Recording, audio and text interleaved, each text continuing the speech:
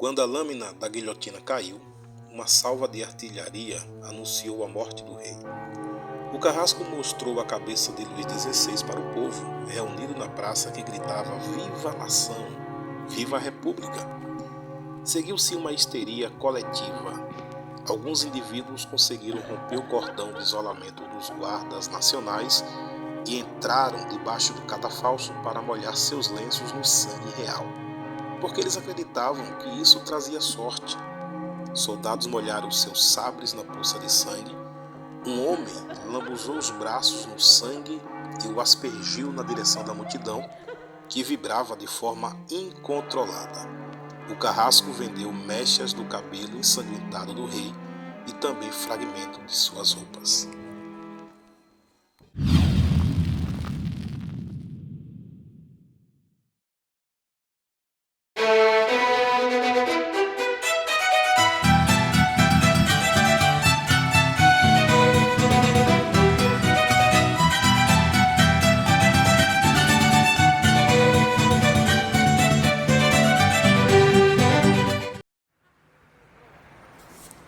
À véspera de completar 235 anos da Revolução Francesa, Paris segue imponente como uma das cidades mais conhecidas do mundo, onde anualmente milhões de pessoas a visitam para conhecer os seus monumentos históricos e as belezas dos seus atrativos pontos turísticos.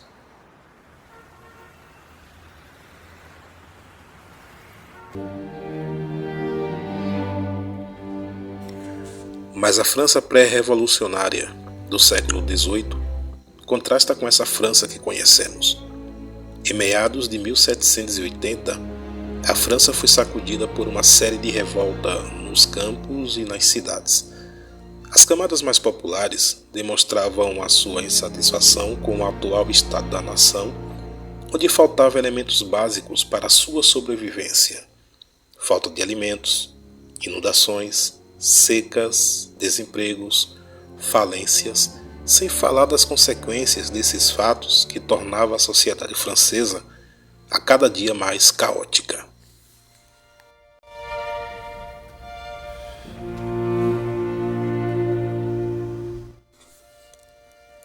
A sociedade francesa desse período era profundamente desigual, dividida em 3 estamentos. O primeiro estado, onde se concentrava o alto clero.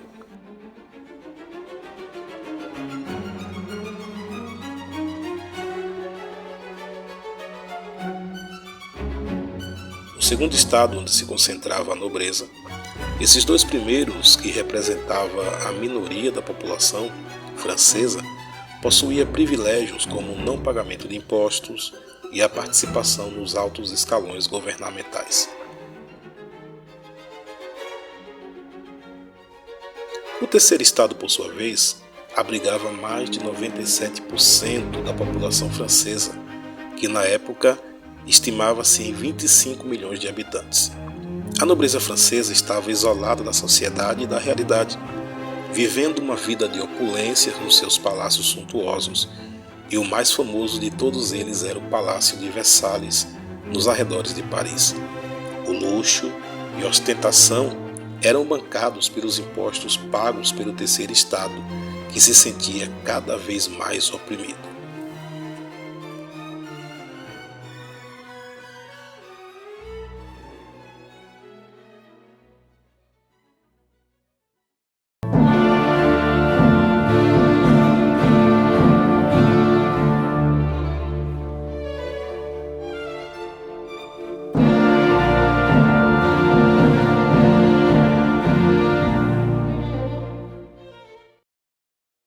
Essa situação político-social da França levou a um dos acontecimentos mais importantes da história, que foi a Revolução Francesa.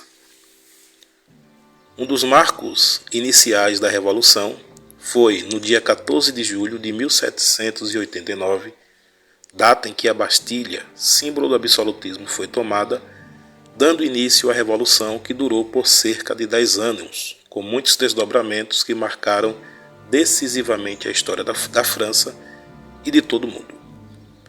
Para a historiografia moderna, a Revolução Francesa põe fim ao período histórico denominado Idade Moderna e dá início à Idade Contemporânea, que é a fase histórica que estamos vivenciando.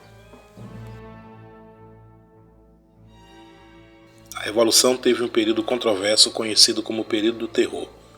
De 1792 a 1794, a França foi governada pela Convenção Nacional, liderada pelos jacobinos, que era formado pela baixa burguesia e pelos trabalhadores urbanos como os sans-culottes, e tinha uma postura mais radical.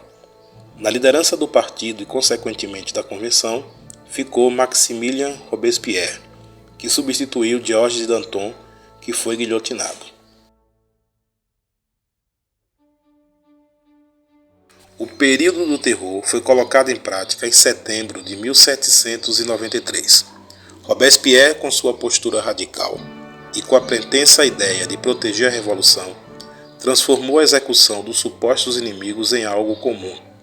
Bastava ter uma acusação de ações contra-revolucionárias para que fosse dada a sentença de execução.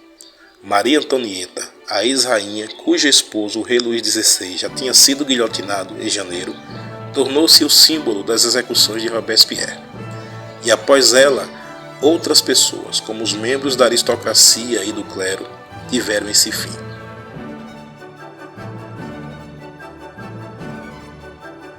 Estima-se que aproximadamente 35 mil pessoas foram executadas no período, dentre aristocratas, membros do clero, membros da burguesia, do campesinato e trabalhadores urbanos. As divergências internas entre os jacobinos fez com que Robespierre perdesse o poder, permitindo a ascensão dos girondinos ao poder. No dia 28 de julho de 1794, Robespierre foi preso pelos girondinos. No dia seguinte, ele foi executado na guilhotina.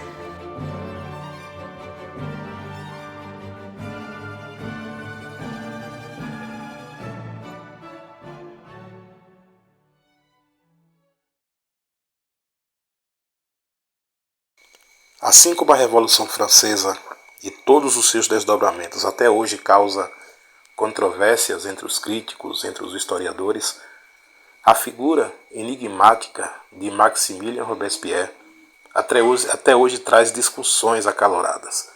Para alguns ele foi um herói, ele foi uma peça importante para as conquistas dos revolucionários na França, mas para outros ele não passa de um tirano, de um assassino, alguém que usou da política, daquele contexto, para perseguir e para matar injustamente muitas pessoas.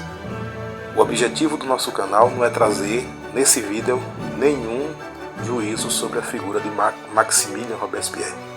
Até mesmo porque cada personagem histórico tem que ser julgado de acordo com o contexto em que ele viveu. Mas é apenas trazer à luz um dos capítulos mais enigmáticos da nossa história, para que você que nos acompanha possa apreciar e possa entender que a nossa história é cheia de profundos e misteriosos acontecimentos. E esse foi mais um vídeo do canal Mentalize. Se você gostou, se inscreva em nosso canal, curta os nossos vídeos, compartilhe, aperte também o sininho das notificações para que você sempre seja lembrado pelo YouTube assim que publicarmos conteúdos novos. E até a próxima!